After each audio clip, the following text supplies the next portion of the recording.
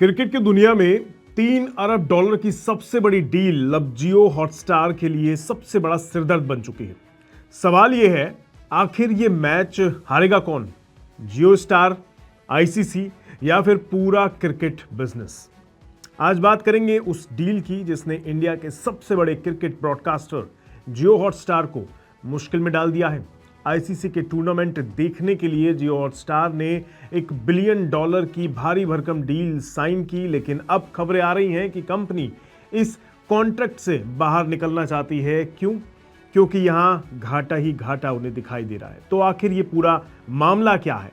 जियो Hotstar को इतना नुकसान क्यों हो रहा है और इसका असर आगे आईपीएल और बाकी क्रिकेट राइट्स पर क्या पड़ने वाला है? यही सब आज हम इस वीडियो में समझने की कोशिश करेंगे। मेरा नाम है रोहित कौशिक और आप देख रहे हैं मनी 9। सबसे पहले समझते हैं कि ये डील थी क्या। देखिए, 2024 से 27 तक के लिए आईसीसी ने अपने बड़े tournament one day world cup, T20 world cup, champions trophy और बाकी इवेंट्स के टीवी और डिजिटल मीडिया राइट्स की नीलामी की। इसी नीलामी में जियो हॉटस्टार ने करीब $3 बिलियन की सबसे ऊंची बोली लगाकर ग्लोबल राइट्स हासिल कर लिए, जिससे इंडिया जैसा जो सबसे बड़ा मार्केट है इसका, वो भी इसमें शामिल था। उस समय लॉजिक ये था कि ये क्रिकेट खासकर भारत में सबसे ज्यादा देखे जाने वाला खेल है। वर्ल्ड कप और आईसीसी इवेंट में विज्ञापनों की भरमार रहती है और डिजिटल स्ट्रीमिंग की वजह से सब्सक्रिप्शन रेवेन्यू भी तेजी से बढ़ेगा। लेकिन रियलिटी उतनी आसान नहीं निकली।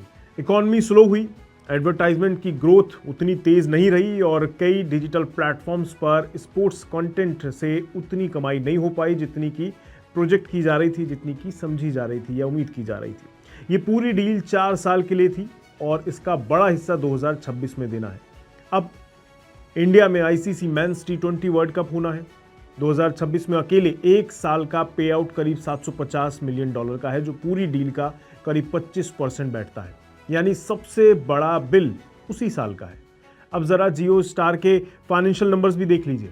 कंपनी ने 2024-25 की बैलेंस शीट में ऑनर स्पोर्ट्स कॉन्ट्रैक्ट्स के लिए जो प्रोविजन बनाया था वो 25,760 करोड़ रुपए तक पहुंच गया, जबकि पिछले साल यही प्रोविजन 12,319 करोड़ रुपए के आसपास का था। मतलब साफ है, कंपनी खुद मान रही है कि जिन लंबे अवधि वाले स्पोर्ट्स और कंटेंट राइट्स पर उसने पैसा लगाया, उनसे भविष्य में जितनी कमाई होगी उससे ज्यादा खर्च पहले ही फिक्स हो चुका है।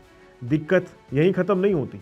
आईसीसी चैंपियंस ट्रॉफी 2025 और ICC men's T20 world cup 2024 से मिलकर जियो स्टार को कुल एड रेवेन्यू केवल 2,000 करोड़ रुपए से थोड़ा ज्यादा ही मिला, जबकि इन दोनों के लिए इंटरनल टारगेट 4,000 करोड़ से ऊपर का रखा गया था। मतलब रेवेन्यू और टारगेट के बीच गैप बहुत बड़ा है और जब रेवेन्यू ग्रोथ आधा रह जाए लेकिन कॉन्ट्रैक्ट की कॉस्ट फुल लोडेड हो तो $3 बिलियन की ये डील असेट से ज्यादा लायबिलिटी लगने लगती है। यही वजह है कि आईसीसी वाली $3 बिलियन की ये डील आज जियो स्टार के लिए एक बोझ बनती दिखाई दे रही है। रिपोर्ट्स के मुताबिक कंपनी 2026 और 27 के लिए तय मैचों का हिस्सा या तो कम करना चाहती है या फिर पूरी डील से ही बाहर निकलने के ऑप्शंस तलाश रही है, ताकि नुकसान सीमित किया जा सके। अगर जियो स्टार सचमुच इस कॉन्ट्रैक्ट से बाहर निकल जाती है या शर्तें बदलाती है तो सबसे बड़ा झटका आईसीसी को लगेगा। क्यों? क्योंकि उसे दोबारा इंडियन मार्केट के लिए मीडिया राइट्स बेचने होंगे। इंडियन स्पोर्ट्स ब्रॉडकास्टिंग मार्केट वैसे भी लगभग डियोपॉली है। मतलब एक तरफ जियो हॉटस्टार, दूसरी तरफ सोनी और बाकी खिलाड़ी मौजूद हैं। ऐसे में अगर एक बड़ा प्लेयर पीछे हट जाता है तो कंपटीशन कम होगा और राइट्स की बोली पिछली बार से काफ़ी नीचे चली जाएगी। कुछ रिपोर्ट्स ये भी कहती हैं कि अगर नया टेंडर निकाला तो आईसीसी को $3 बिलियन की वैल्यूएशन फिर नहीं मिल पाएगी, या फिर ये कह दीजिए मिलना मुश्किल ही है। क्यों? क्योंकि मार्केट अब उतना तेज ग्रोथ नहीं दिखा रहा और एड रेट्स पर भी दबाव बना हुआ है। दूसरी ओर आईपीएल के मीडिया राइट्स भी 2023 से 27 साइकिल में $6.4 बिलियन तक पहुंच चुके हैं और वहां भी रिटर्न को लेकर सवाल उठने लगे हैं। यानी ओवरऑल क्रिकेट राइट्स की वैल्यूएशन रियलिटी चेक से गुजर रही है। तो अब आगे की तस्वीर क्या है? देखिए, एक संभावना तो ये है कि जियो स्टार और आईसीसी आपस में बैठकर ही डील का साइज और शेड्यूल रिस्ट्रक्चर कर लें, यानी कम मैच, कम फीस और शायद कुछ राइट्स किसी दूसरे ब्रॉडकास्टर को दे दिए जाए। दूसरी संभावना यह है कि 2026 से 27 के लिए इंडिया के मीडिया राइट्स को पूरी तरह रीबिड किया जाए, जहां सोनी या फिर कोई दूसरा नया खिलाड़ी कम कीमत पर राइट्स को उठा ले और मार्केट में नया बैलेंस बना ले। अब आपके या मेरे लिए जो बड़ा सवाल है वो ये, एक दर्शक के तौर पर क्या बदलाव देखने को मिल सकता है हमें? शायद चैनल का नाम बदल जाए, मतलब यह जो आप मैच देख रहे हैं जियो स्टार की जगह किसी और पे देख रहे हो। स्ट्रीमिंग ऐप बदल जाए जो मैं बता रहा हूँ, लेकिन सबसे बड़ा बदलाव ये होगा कि स्पोर्ट्स राइट्स की बोली पहले जैसे आसमान छूती ना दिखे और ब्रॉडकास्टर ज़्यादा अकाउंटिंग स्मार्ट होकर बोली लगाएं।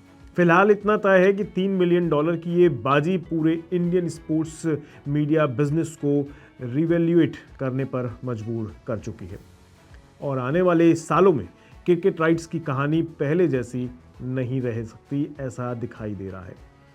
खैर, होता क्या है ये आगे आने वाला वक्त बताएगा, लेकिन आईसीसी के लिए शायद एक बड़ा झटका हो सकता है अगर जियो हॉटस्टार इस डील से खुद को पीछे कर लें, खुद को बाहर कर लें। तो आपको क्या लगता है, क्या जियो हॉटस्टार ने, मुकेश अंबानी जी ने एक $3 बिलियन का बड़ा दाव गलत खेला?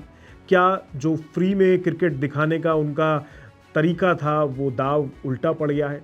क्या कारण आपको लग रहे हैं, कमेंट बॉक्स में ज़रूर बताइएगा। और इससे जुड़ी एक वीडियो मैं ऑलरेडी डाल चुका हूं, उसे भी ज़रूर देखिएगा, लिंक आपको डिस्क्रिप्शन में ज़रूर मिल जाएगा। आज के लिए इस वीडियो में इतना ही रखते हैं, दीजिए इजाज़त, नमस्कार।